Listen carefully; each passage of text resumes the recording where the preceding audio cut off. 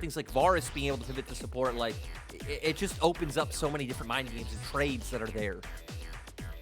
I do get a little scared giving BLG that big like vision control where they utilize it really well last game, and RA will not have that necessarily this time. Obviously, big pick still on the board is the Heimerdinger.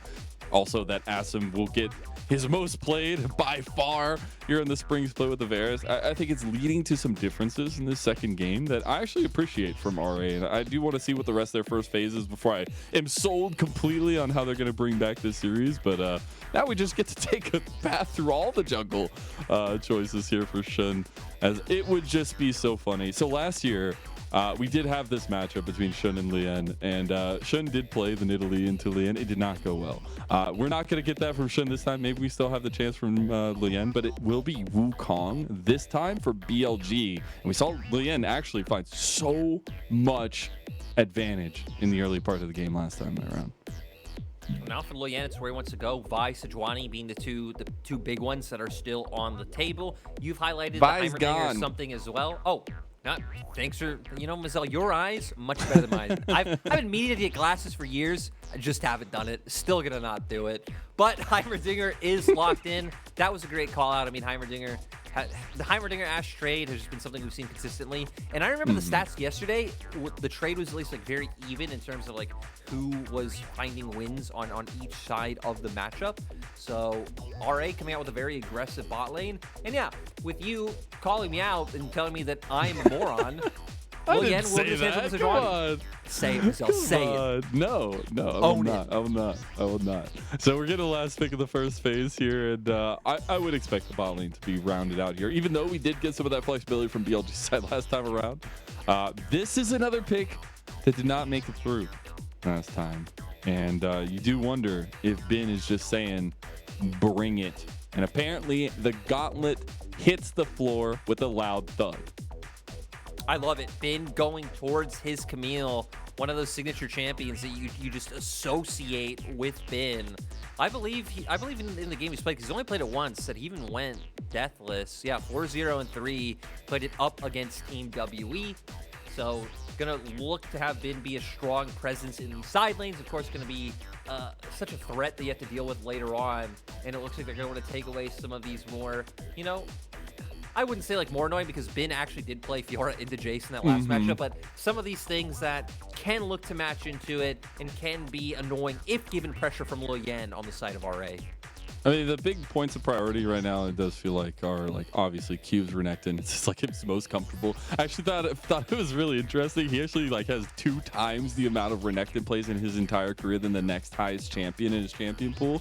But it is off the table in that first phase, so we won't get that one. But I'm still looking at the K'Sante being on the board. And in second phase, do we get some of those bans to kind of peter out this top lane matchup, as the Rise is the ban by RA. We'll see what joins that Jace on the ban table. It is the K'Sante. Well, there you go. I wonder, can Cube go for the Qingtian special? I remember Qingtian playing Darius into this matchup, and he absolutely dunked on that one. Because a lot of things being off the board, like at least pretty much a lot of those meta matchups. I don't know if you go into your pool, you bring out something like a Kennen or something along those lines, but I guess we'll have to wait and see. For BLG going into the next round, you can look for bot lane, considering that RA already showing both of their picks so far. And with it, I mean, we've already seen what the Caitlyn can do. Jhin was something we were highlighting a lot in that first draft phase to be able to go, and you can match some of the wave clear in the spot side, and once you get those bouncing grenades online as well, try and clear out some of these like turrets, get those good trades off, and yeah, we're gonna see what BLG go for. Do it, go for the Jhin. So I would actually really like the Jhin. I feel like it's not as much of in line of what I would like to see from Elk, where I typically really love to see that late game aggression. Sometimes it bites him, but sometimes you just get those crazy Elk on a rampage plays. Jhin, while really good and my favorite champion, I'm interested to see how they can mechanically execute against the Heimerdinger and Varus bot lane as well. It is the Yone that's locked in for RA with a little bit of spice for Strive in the mid lane. Yeah, His first Yone game of the split. We highlighted for top lane. Maybe a Kennen pick could come out into that Fiora right now, even hovering the Rumble. So going to look to maybe supplement themselves with some AP damage. Again, a lot of things have been banned out, so you are already going into the next niche of your pool. And I love this, the huge wobble combo that can come out, Stride popping his ulti, Southwind following up, maybe, you know, the Rumble ulti on top of all of that to just make sure you're getting huge damage across the line onto BLG. I'm trying to look across here as, after, I guess we'll see what the final answer is going to be. I was trying to look up through his play, see if he's actually ever played Rumble, and it does. He's 8 games and 8 wins. He has a 100% win rate here for Cube on Rumble, so not too shabby. And we do get that final pick. It's the Sylas, and should be going up against that Yone in mid lane. Yeah, that's actually pretty interesting, because you definitely don't think of Cube as a Rumble player whatsoever. So looking at the last time he played this champion was actually in summer, but a lot of those wins coming from when he was in LDL on Unlimited Potential. So yeah, kind of pulling deeper from his breadth of experience. But looking at these comps, I think we're set up for really exciting fights, right? For RA, again, the big 5v5, the wobble combos that are able to come out, the engagement. Gates swinging and are not looking to stop anytime soon.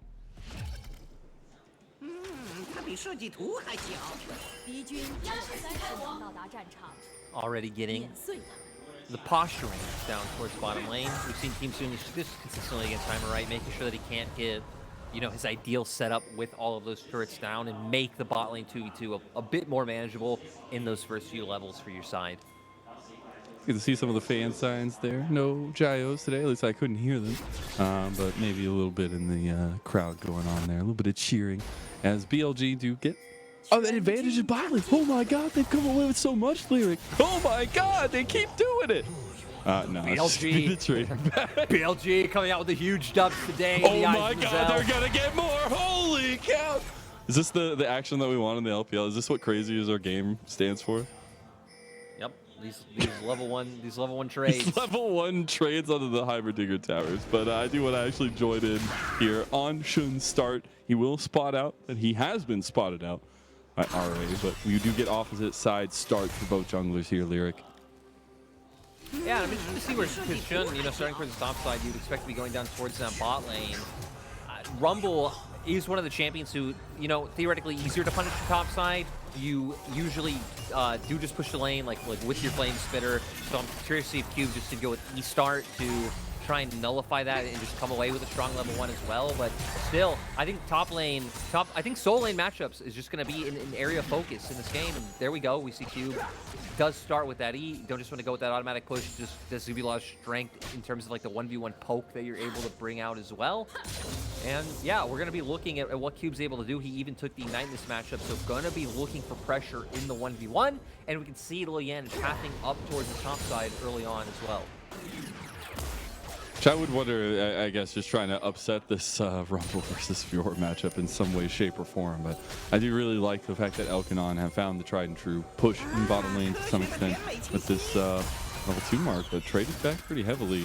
And you do see that Shun is actually making his way, as you said, a little bit counter towards this side of the map. And I want to talk about this jungle matchup a little bit more, especially as no jungle matchup. We're getting a gank. It's the jungle matchup because he's gonna be involved. Okay, he actually doesn't get seen. What great toggle from our observers has been. Feels like something is up, and then he sees a big old piggy walk into his house. As now we'll see Leyan trying to stun him down, and Ben should go down first blood to Cube. Very important gank to come off. Again, you draft the Rumble. You want to get in a good spot. You take the Ignite. So getting that set up very early on. Going to get the wave push in. So should be able to get a pretty nice reset as well. Yeah, great to see from RA. Leyan, once again, being the one to set the pace of the game early on. No, does have to get the heal from On there. With heals trading in bottom lane, Shun has finally made his way here. There wasn't a trade on the map present at the time of that first blood going over, but Shun wants to make good on it. Doesn't get Southwind, but gets the flash out of him. Maybe Ashe will have to flash too. No, actually standing stalwart there is the RA bottom lane. Not only taking a flash, but also getting this wave into turret. We're gonna go back towards the top side though. Beautiful dodging out of the ward from Leyan, wraps around.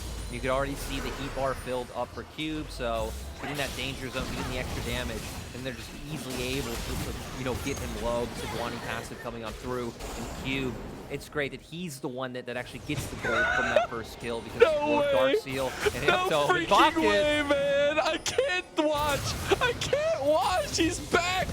Oh, Ben's like running away. He's like, you really came back, huh? You had to come back up here and fight me. Now I've got teammates, though. As flash from Cube, flash from Leyan. He'll get the kill, but Yagao is here as well. And there is one too many BLG cooks here. And RA cannot stand the heat of the kitchen. Cube goes down. Shun gets his kill. And a trade back even with that 0-2 top laner.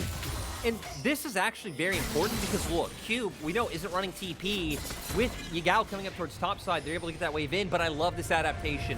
Realizing, hey, we can't give over this much standing golden experience. Send Strive to top side with the TP. He's going to pick all that one up. So actually the kill going over isn't as detrimental as it should have been, but I love this punish from RA.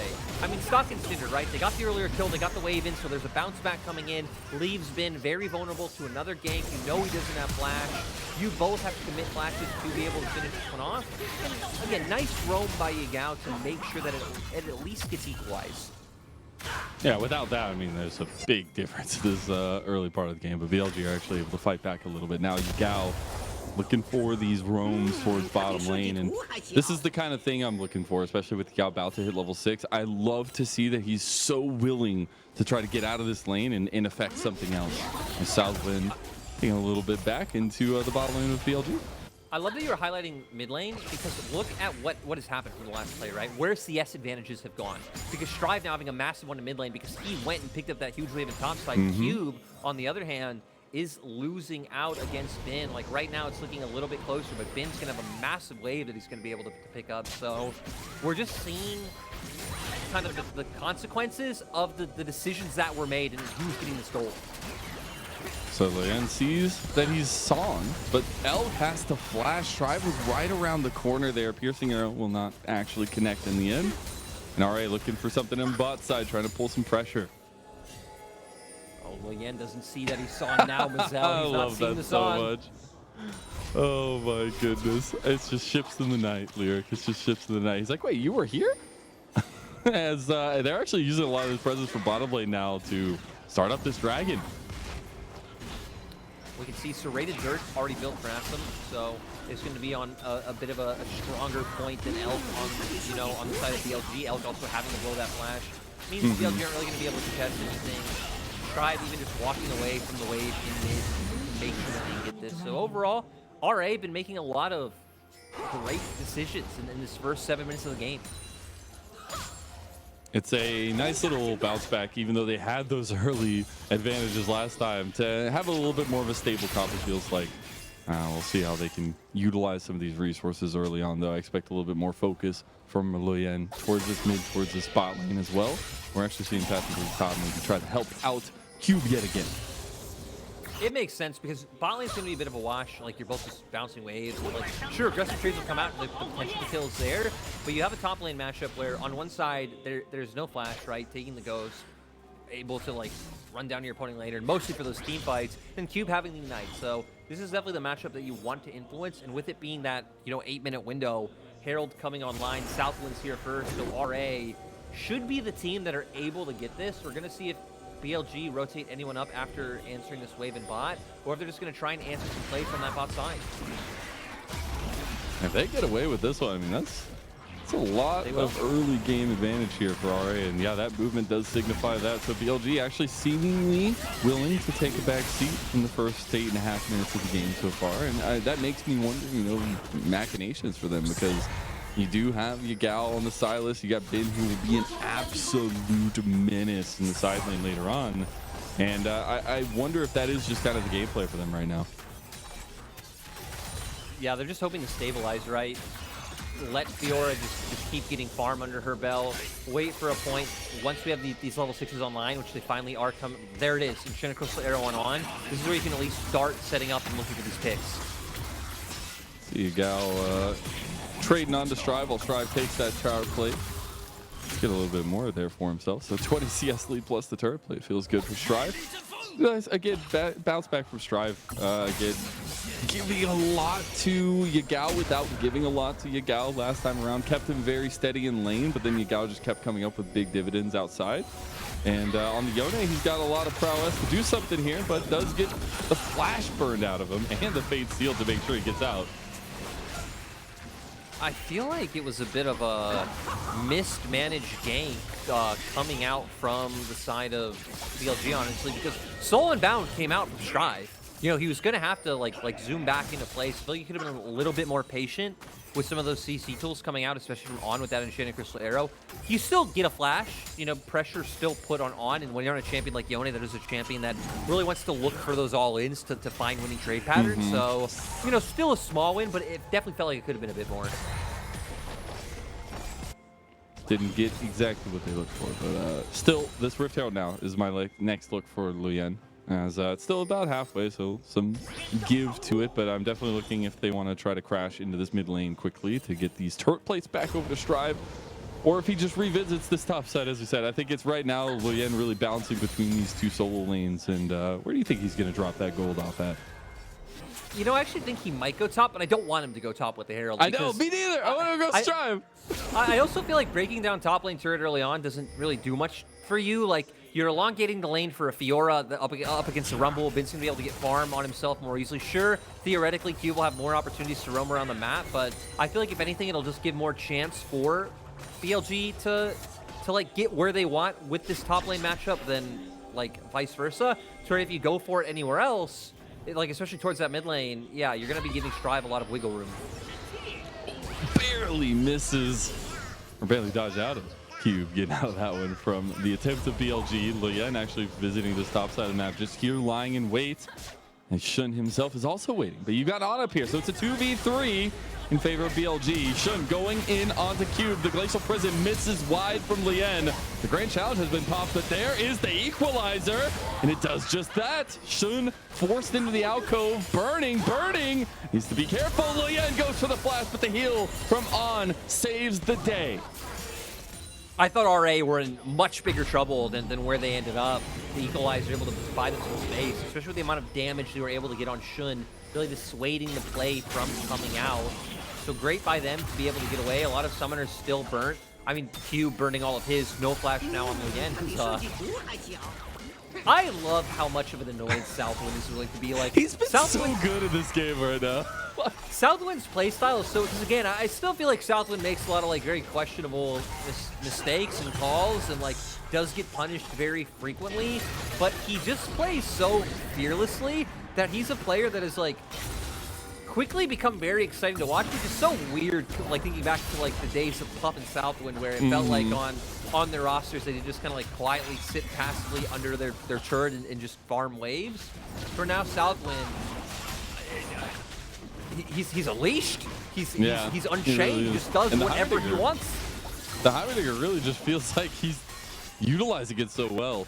RA will continue to stack up neutral objectives. They've gotten 3 plates in mid. They've gotten 3 plates in bot. They are, while not a gigantic lead ahead, they are solidly in control. Yeah, they've been able to.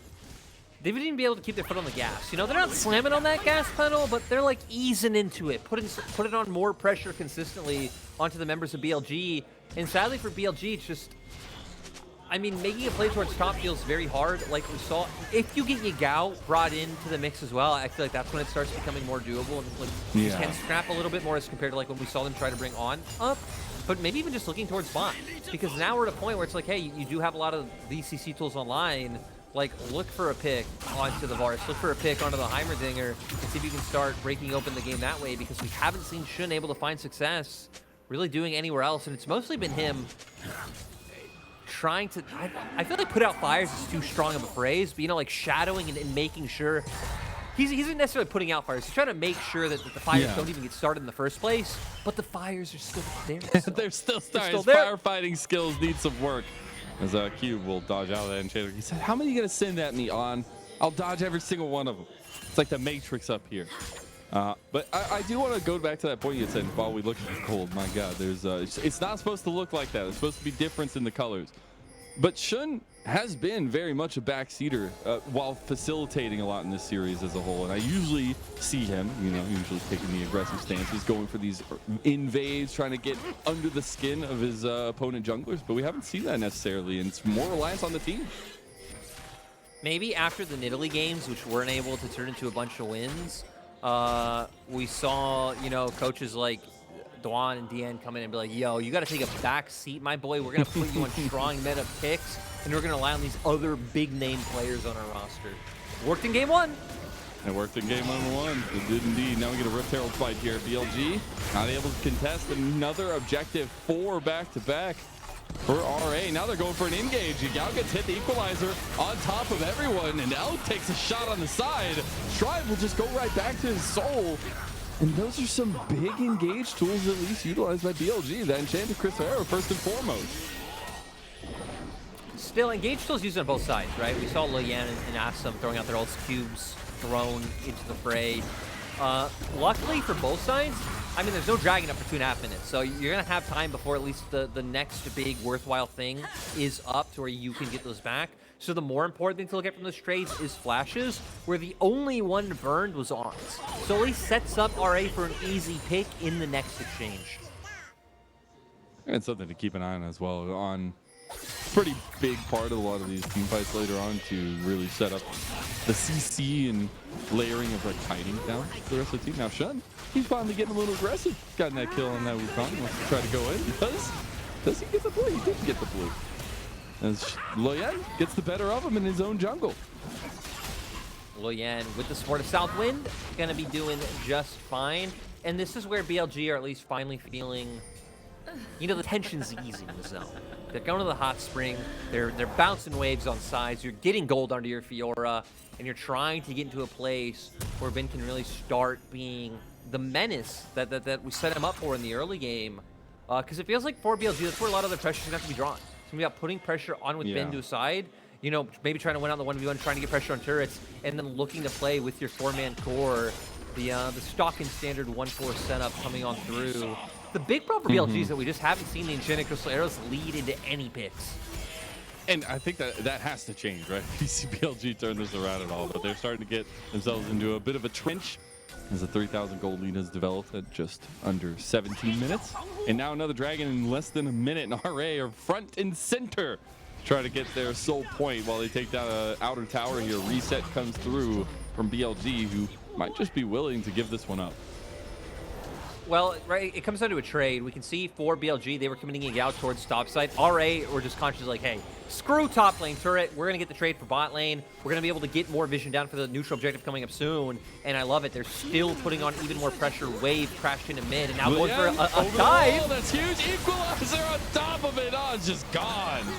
That was overkill, but at least they got the kills. Curtain call opened.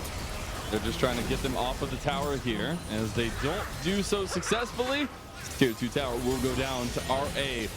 As you got to get that answer for top side, but it might not be enough as RA now, after taking that Tier 2, will move on to the Dragon. Look, this might curse this. So if you're a BLG fan, this statement might help you out. But me and MAzel came into this day. I feel like a lot of people came into this day. They looked at this series, they're like, this is a 3-game series. There's no way 100%. This isn't a 3-game series. And we can see here why. Yeah, it comes down to the grit, man. It comes down to the fact that these teams just like never give up, right? Even with some of these rough performances, like you still get a lot of that back and forth fighting. I also just love how like RA don't even leave that up to like any mystic forces in the universe. They use all 3 of like their key ultis to be like, this Ashe is going down on we absolutely hate you and you don't deserve to be on the server. And coming out from that, we do see what we already knew. RA picked up the dragon, but screw the dragon. Red buff contests. Let's go. Hey, Shun gets this buff. All right, it might not be the blue buff, but it is the red buff. And I do want to say that we're going to be getting the second item here. We've already had pretty much first items completed across the board. Maybe still looking over it on. Ooh, we actually saw that's why the cleanse is down for Ashe in there as well. But Cube's taking down a side lane tower now. Once again, looking to trade out as we saw Ben just take one bot side and Ben now. That's a ghost popped by Ben. Strive tries to hit him. Strive the fate sealed. Man. He's gone. He's out of here. He's literally just going to walk out of this one.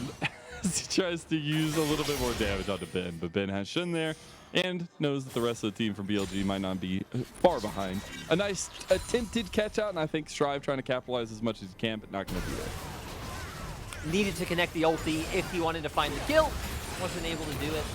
And now we're just going to see, honestly, probably just teams, again, like a neutral map state coming in until that next dragon comes up. RA, you really don't have any reason to put yourself in like any action until anything comes through, unless someone on the side of BLG makes like an egregious overextension. BLG though, they know they need to look for something. Oh, they were looking for. I was like, oh my god, I've seen this combo before. I don't want it. Gets half his health bar taken out anyways. Glacial Prison was stolen by Yagao. I said RA don't need to look for anything, but when they have deep vision that spots out, you know, Ashe by themselves, you always could. Cube does so much with that flame spitter as well. And not on that second item just yet. And RA just pushing up into BLG right now.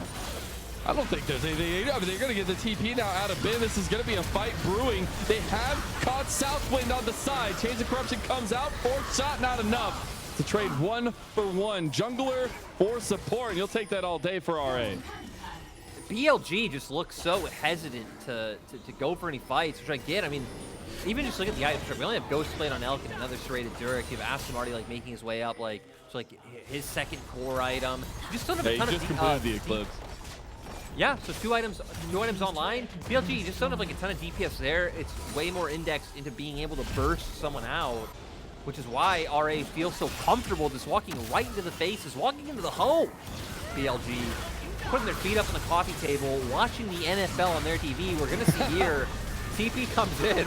They are able to at least get Southwind with the Enchanted Crystal Arrow finally, but yeah, Jhin going down. You'll always take the jungle for support trade. The silver lining for BLG is the fact that, I mean, when you're behind, right, going 1-for-1 is at least better than continuing to get shut down. The thing is, though, RA are back on the map with 2 items completed for Strive, those 2 items completed for Sssum, and 2 items completed for Leyan. They can utilize this power spike here for themselves. Chains of Corruption comes in, but now the focus is on Q, but he goes golden, and they don't have the damage to stick afterwards. Yagao has the equalizer, but the fate sealed was huge from Strive, and RA pick up 2 members of BLG. RA just benefiting from the fact that BLG starting that fight up on equal grounds. BLG were Southwind. This is what we were talking about with Southwind. This is a man who doesn't care, and it leads to a lot of moments like that which probably shouldn't happen. But RA going for Baron right now. Yagao and Elk, the only ones here to contest. They can't contest. No, they can't do anything. Yeah, this is a pretty clean setup for RA here as they've gotten their Baron now. 3 minutes on that time. You got another Dragon coming up in 30 seconds, so they'll push out these waves and set up for their soul, as this was the attempt from BLG. Going for a pick, but it's like, okay, it's a 5v4, that's what they're hoping for, but not equating for the fact that Cube can go into that stasis, Equalizer comes out, and that fate sealed you hit on was huge. And Jhin just left in such an awkward position trying to start it up. But when you have things like the Equalizer, it's gonna, oh, what? The carousel Q's going here. They do find a big cyclone on the back though. You got Ben on the side. Can they find anything here? They don't. Maybe they get Southwind, maybe they get something. BLG, they're scraping, they're clawing. They want Cube, but they don't get him. He finally dies, but it's a double kill, having given over to Strive. And now Elk, he's doing ADC things, but that is what an ADC does, and dies to a mid later. Yet again, Strive is rampaging through this team, and that will be soul to RA. I mean, look at 7,000 gold lead. We said RA just walking into BLG's house and making it theirs. BLG ordered a pizza. Pizza guy named Dave comes knocking on the door. RA just walks up and swindles it right in front of them. MAzel, what could they do? They don't have their home. They don't have their NFL. They don't have their pizza. Well, they don't have anything. They don't have anything. They go for a pick on RA's side. Yagao buys time, and BLG try to find something. Well, I mean, the Wukong ultimate's decent, but he's just so squishy. The item advantage is so heavily in favor of RA that we they just saw can't put us any kills. We just saw saw 2 2 more kills in the picture-in-picture. Strive just picked up 2 more. You saw that double kill right there? Well, he got himself a triple and then another double. It's a triple-double. Now we're going to basketball. But now RA is pushing in the base. It should be a clean win from RA, and what a bounce back it is from that first game, right? We saw some of that early game focus work out for them. They couldn't close it out. They got manhandled by Yagao in the late game, and now they're manhandling BLG right back. Yeah, they have, oh wait. He almost dies from that. He just dies outright. RA getting everything they want. They're going to be able to lead, taking an inhibitor down. And now, I mean, you have an inner turret left in top side that you can start, you know, working on through. Bot lane, I guess you can send someone there, but with no TP up on Strive, I don't think you really want to play the map that spread out just yet. It'd probably be like a top mid setup. And yeah, just keep breaking down these structures of BLGs. We get to see how it happens. Shun thinks he gets to walk into the jungle. The fate seal was monumental. Strive has been delivering. Yagao stepping up in game 1, Strive answering right back in game 2. This is the battle of the mid laners that we needed to see. Exactly that. We'll see another fight though. Equalizer from Yagao on the back line. It's kind of big, but BLG's back line is getting run down by Leyan. That 4th shot didn't do nearly enough. Has 2 more kills to Strive. He is destroying the KDAs of BLG right now. And everyone from BLG has to run away. Did we see a Sejuani completely just zoning off? Like, yes, we did. Back line, huh? Indeed. In that, you know, that's what almost 3 items will do for you. Yeah, he did not get. Yeah, he's huge right now. Well, yeah, still taking a bit of damage, right? Bin especially with those vitals is able to get things off on him like we saw, but it just isn't. It just isn't enough, especially when you factor in that you have the Mountain Soul there, 2 Mountain Drakes. There's an impenetrable fortress. BLG, right? I mean, when you're this far down, you just got to try and hope you can find anything. And Jennifer the arrow goes off. We see them get onto the back line with the equalizer from Yagao and Shun following through. But look, you're not really able to follow up with anything else. Elk surprisingly was able to get off the full curtain call. But yeah. Leyan making sure that Bin isn't able to get involved in the tussle. And it feels like Bin and Yagao are the ones who are to be able to get this damage off onto RA, but you aren't really indexed into these you know, crazy chaotic brawly 5v5s. You want picks, you want side lanes, you want, you know, small skirmishes, and RA just aren't giving that to them. Yeah, hell, BLG aren't even looking for that. Exactly. Yagao stole that equalizer, and Strive literally just stood in it and didn't seemingly take any damage. And that's just some of the difference with this gigantic gold lead they have. But first of all, the kind of compositional strength that we really saw change up for RA in this second game. And it's going to give BLG a lot to think about going into the 3rd game. We still got to see the end here as Strive does get the arrow blocked there by his best friend Cube, and should be a tier 2 tower going to RA. 2 teams that we expect to make that run to playoffs. Both, honestly, just great rosters coming in. In RA, I mean, let's be real. At this point, it will take something huge from BLG. A massive mistake. They got a TP flank here, but the front lines are falling here. Shun's already down, Bin. I don't know what you got to say back here, but it better be something loud and boisterous as the curtain call is utilized. Bin will just be tanking. You know, MAzel, I don't even know at this point when like the engage comes out from BLG that like I get on my toes and I get excited. There's just no way. There's just, I just like, and then Shun, you know, immediately dies every time. It's like, oh wait. Ben just watches menacingly from the shadows as they take his base. Not much to say there, as RA should be turning back onto this Baron that does just now spawn. And as you said a little bit, and you were kind of dancing around, we had stated at the beginning here, this series is pretty big for both these 2 teams. It may still be the middle of the season and the split of spring, but again, a 5-2 record for RA looks a lot different than a 4-3 record. A 4-3 record for BLG looks a lot better than a 3-4 record, right? I think both these teams trying to vie for that, first of all, playoff spots, but the kind of upper quarter. They have to be able to take home very contested series like this.